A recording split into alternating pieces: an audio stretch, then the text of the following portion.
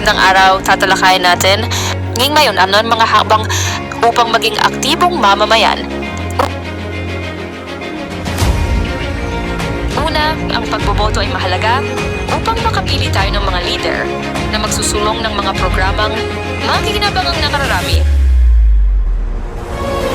Ang paglilisaw ng ating komunidad ay responsibilidad natin.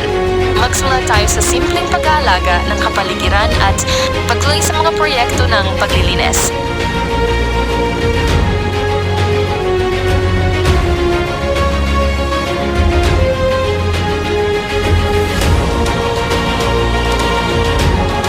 Ang pagsisimba ay isang pagkakataon upang matutunan ng malasakit at pagtulong sa kapwa.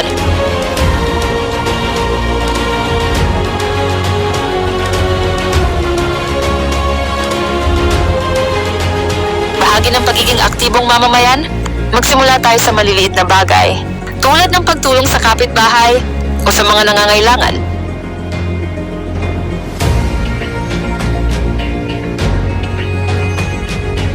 Ang pagtulong sa outreach programs ay isang mahusay na paraan upang makilahok at makatulong sa ating komunidad.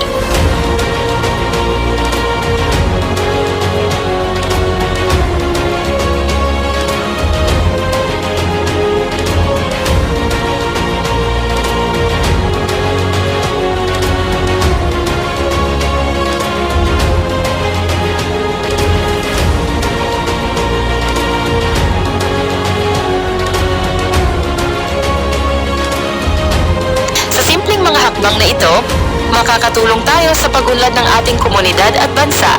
Maraming salamat!